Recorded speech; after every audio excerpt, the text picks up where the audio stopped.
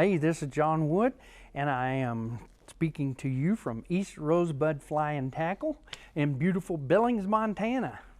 Today we're going to do a fly for you that I designed called the Emotion Detector. This is a great fly, and this color combination is really great for weedy lakes or rivers that have a lot of green weeds in them. It just seems to do very, very well. The light olive contrasting with the dark olive and the variants on the top really cause a lot of visibility. Anyway, let's get started. Now this is a two-step process. First we're going to build the tail, because as you noticed, there is a Chartreuse tag on the end of that olive variant bunny strip. Now I've cut it to a 2.5 inch length, and then I've marked it at the 1/2 inch point. And at that 1/2 inch point, I'm going to use a little moisture off of a paper towel and kind of part this, get this fur dampened so it's easier to control before I get started. Now I'm going to take, and this is just a regular sewing needle. This is all you need for this step, but you do want to be careful not to ram that thing into your finger when you're putting this strip on here. So what I'm doing is just getting that right under the skin side and pull it on there. If you get too much resistance, don't pull too hard, you could break that. But you can see I've got that pulled up onto the needle. And that just gives us a base for tying our tag on to tip the end of that, give a little bit of contrast, and that's also going to give a whole lot of action to this tail in the water. When you swim it, it kicks. So right over that 1/2 inch mark, I'm going to start my thread, and you want it very, very tight. I'm using the 6/0, and I'm pulling this to the maximum tension. There we go. Clip my tag. Now I've cut a piece of Chartreuse Zonker strip 3/4 inches long, so it's going to hang off just a tad off the back end, and it's going to let that Chartreuse kind of dangle out there in the water by itself. I'm going to do the same thing. I want this really, really tight. Give it 5 or 6 wraps. Again, moisture, make sure that that tail is contained. It's not going to get too much into my whip finish. And I'm going to use my fingers, or you can use an oversized whip finisher that will reach around there. Get you 5 or 6. Keep tension on your bobbin on that thread as you're doing your whip finish. And then make sure it's nice and secure. Now, when this rabbit strip gets wet, the skin is going to swell, and you won't have any problem with that thing coming off of there, this tip. In the beginning, I used to glue these things on, but after fishing them a little bit, the tail would pop off. Now I've got that tail done. I'm just going to use my little eyebrow mustache grooming brush, kind of groom it back, and you can see what that looks like. Okay, now let's start with the other half. Go right into it. Now this is a B10S Gamakatsu hook and a large copper cone head. Get my hook in there. Now, because I'm going to be fishing this one in a river, I'm going to put some extra weight in there so it'll get down fast, because between the bunny and the marabou that we're going to add on there, it's got a lot of water resistance. And I want to put 10 to 12 wraps, and I'm backwards wrapping that lead. Get it on there nice and snug.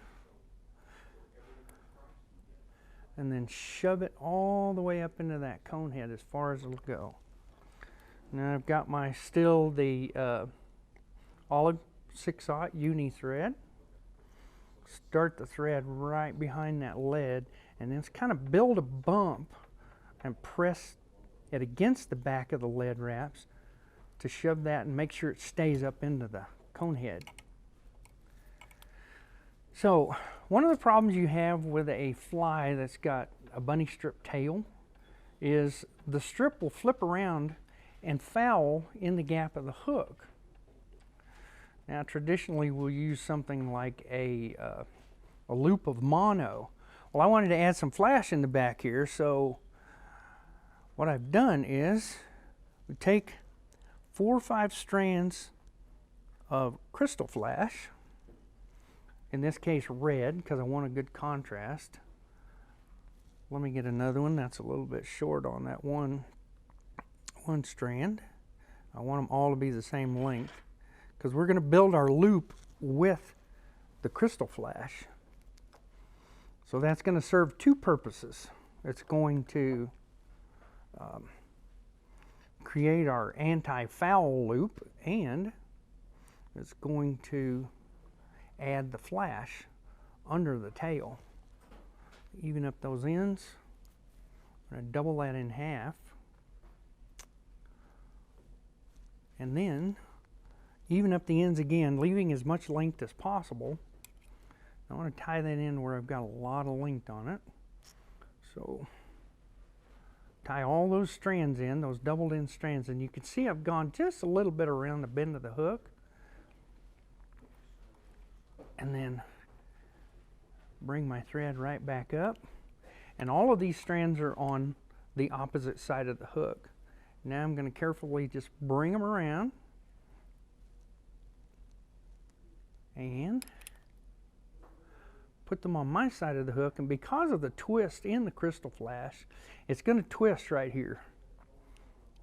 But that's going to create enough of a loop that you are seldom, if ever, going to have a fouling problem with your tail. And I started out tying these a little bit longer, and I still had trouble with the tail fouling, but since I shortened the tail to 2.5 inches, I don't have that much trouble. Now the next step, we're going to put a little bit of fluff at the tail, add a little more contrast where the flash is, and attach what's going to be our body, and that is just a marabou plume. And you want to select one that's got really good length to the barbs, and it's got a really fine stem. It'll make it easier to wrap. One like this with a big thick stem, it's going to be really tough and create too much bulk when we get to the end and tie it off. Under the bead, there won't be enough room for your thread in the bead. So I'm put a little moisture on there just to contain those those barbs. Don't poke yourself with your scissors. Don't try that at home. Okay, a little bit of moisture, but not too much. Dang it, now I'm bleeding everywhere.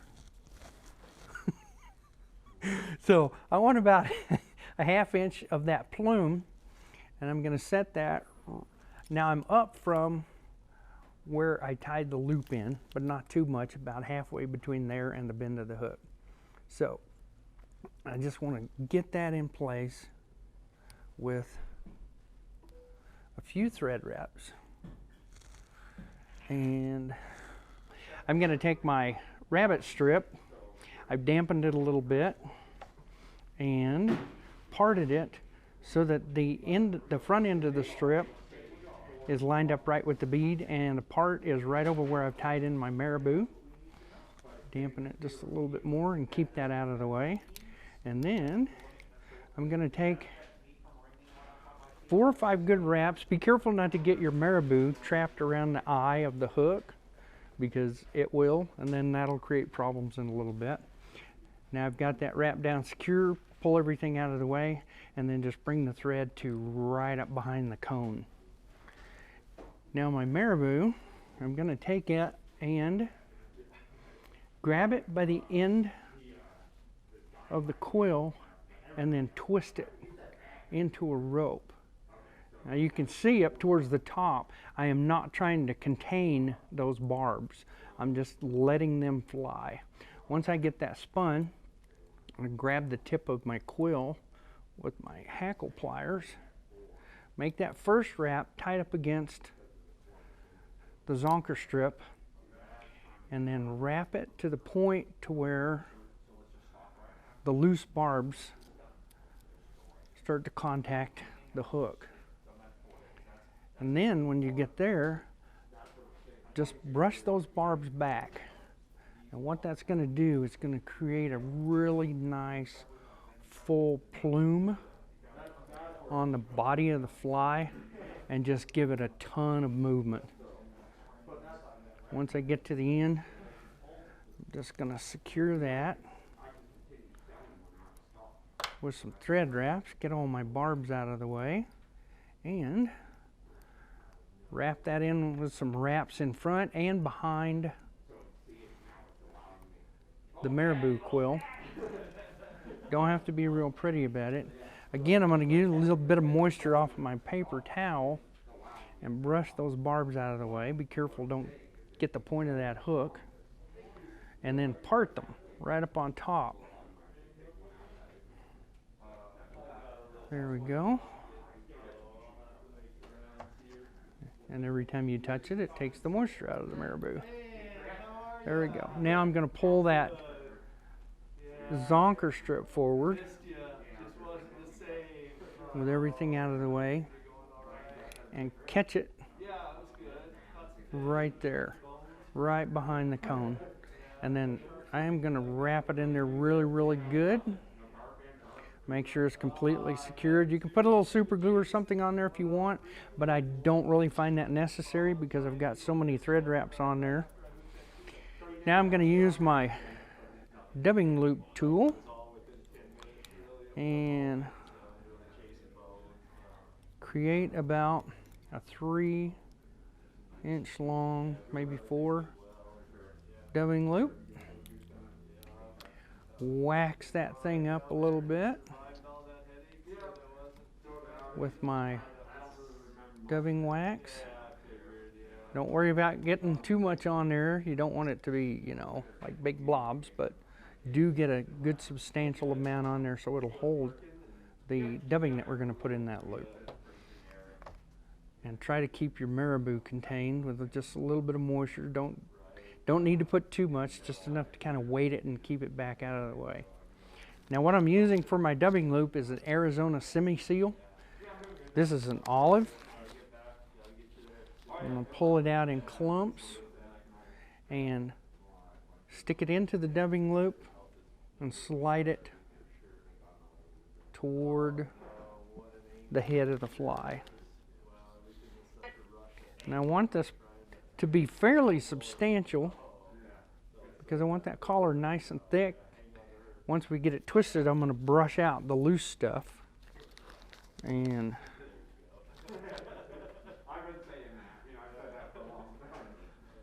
leave just enough so that we've got a nice shiny collar. I really love this Arizona Simi-Seal.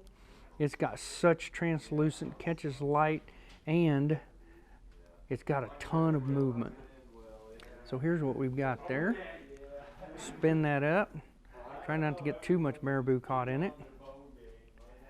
And once I get it spun up pretty good, I'm just going to kind of brush the loose stuff out a little bit. You don't need to pull on it real tight, just give it a little brush. And then wrap it around in that gap, starting towards the back of that gap between the bunny and the cone head. And then as you come around, just stroke that dubbing backwards a little bit, and you'll see there's still some falling out. But as we stack that on top of itself, it locks that dubbing in place.